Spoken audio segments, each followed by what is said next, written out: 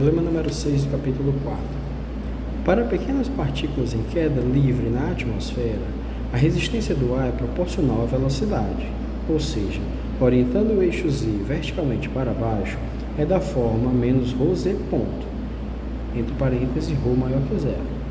Considere a queda livre de tal partícula a partir de uma posição inicial z0 e velocidade inicial v0, levando em conta a força-peso, ao contrário do problema 4.5. Ache z de t. Sugestão: usando o método da seção 4.3, procure uma solução particular da equação diferencial de movimento, que é inhomogênea. Para isto, leve em conta que, para tempos grandes, a partícula tende a cair com velocidade constante. Por quê? Que se chama velocidade terminal. Bom, devagarzinho aqui, tá? O que dá a segunda lei de Newton? A gente orientou o eixo z para baixo, colocou a partícula na posição z0, com velocidade inicial v0, e a gravidade aponta na direção positiva do eixo z, tá? Como é que fica? Vamos olhar a primeira parte homogênea. Como é que fica a segunda lei de Newton? Massa vezes aceleração igual a força resultante. Uma força menos ρ vezes z ponto, que é a força de resistência do ar, mais a gravidade, que é massa vezes a gravidade, força-peso. Beleza?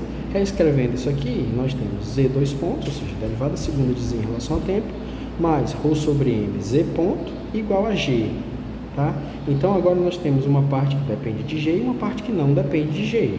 Então, nós vamos procurar primeiro soluções do tipo E elevado a pt para a equação homogênea.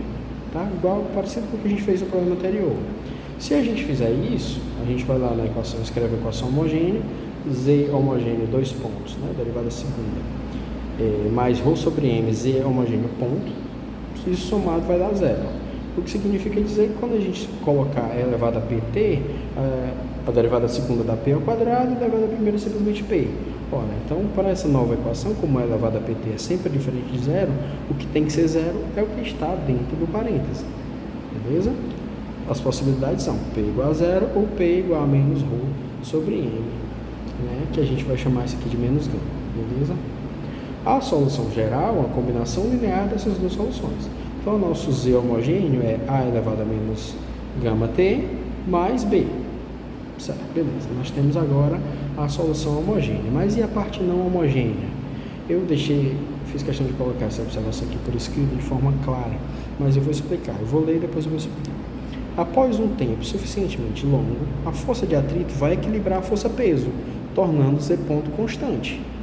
Sendo assim, vamos buscar uma solução particular na forma em que z ponto é constante. Qual é a função cuja derivada primeira é constante? Bom, é uma reta. Então, a gente procura um z particular no formato at mais b. E por que depois de um tempo suficiente a velocidade vai ser constante? Ora, porque imagina, você abandona a partícula na queda livre, né? O que vai acontecer? A velocidade dela vai aumentando. A velocidade dela vai aumentando, mas a força de resistência do ar é proporcional à velocidade e se opõe ao movimento. Então, conforme a velocidade vai aumentando, também aumenta a força de resistência. Vai chegar no ponto que essa força de resistência vai estar tão grande que vai compensar a força-peso que puxa ela para baixo. E a partir desse momento, não vai ter aceleração, né? Porque a força de resistência é igual à força-peso. E, consequentemente, a velocidade é constante. Beleza? Então, baseado nessa ideia que a gente vai procurar uma solução desse tipo aqui. Bom, fazendo isso, nós vamos jogar lá dentro da equação, lembrando que os dois pontos significam derivada em relação ao tempo, são operadores lineares, eu posso colocar tudo dentro de colchetes, né? E fazer atuar na minha função z particular, beleza? Se eu fizer isso, a derivada segunda vai dar simplesmente zero, sobra só a derivada primeira, né? E isso é igual a força gravitacional, no caso a aceleração da gravidade g. Então, fazendo isso, a derivada segunda morre, a derivada primeira vai dar γ vezes a, né? E aí com isso a gente consegue determinar a constante a, que é igual a g sobre γ, certo? Bom, então nós temos duas constantes livres, né? São a b duas constantes que não multiplicam. Pronto. Na solução homogênea, você tem A vezes E elevado a menos gama t, mais B, que é uma constante aditiva. E na solução não homogênea, na solução particular, você tem A vezes T, mais um B minúsculo, que também é só uma constante aditiva. Então, você pode absorver uma dentro da outra, sem problema nenhum. Se você fizer isso, a nossa solução geral vai ser a soma da homogênea mais a solução particular, vai ficar com esse formato aqui, né? Agora falta a gente determinar o A e o B. Como a gente já tem o Z em função do tempo, a gente pode agora incorporar as condições iniciais. Z de 0 é Z0 é igual a A mais B. Deixa eu só... O V inicial é só você derivar o Z em relação ao tempo. Vai ficar menos gama vezes A, E elevado a menos gama T vai ser 0, né? Porque E elevado a 0 é 1, né? E fica sobrar o menos gama vezes A, mais G sobre gama. E aqui você consegue resolver para o A, que vai ser menos vezes E sobre gama, mais G sobre gama ao quadrado.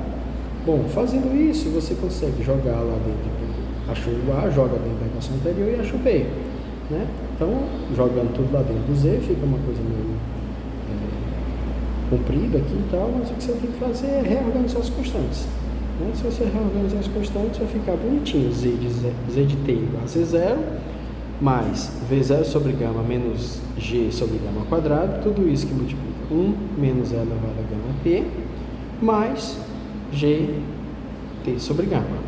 Bom, você pode testar, você pode chegar nesse ponto aqui e falar, mas será que, quanto é que dá o Z de 0? É só você fazer, esse cara vai embora, isso aqui dá 1, morre isso aqui tudo, Z de 0 é Z0, né? Quanto é que dá o Z ponto de 0? Bom, vamos derivar isso aqui. Derivando isso aqui tudinho, o primeiro termo dá 0, então sobra só V0 sobre gama menos G sobre gama ao quadrado. Esse primeiro 1 não tem derivada, o segundo vai ser simplesmente menos com menos mais gama vezes E elevado a 0, que é 1, mais G sobre gama. Não é isso? Ora, mas aí o que é que vai acontecer? Menos G sobre gama ao quadrado multiplicado por gama vai embora com esse cara aqui. Quando eu multiplicar o gama, bom, não é difícil de ver que isso dá simplesmente o V0, que tinha que dar mesmo. É isso aí.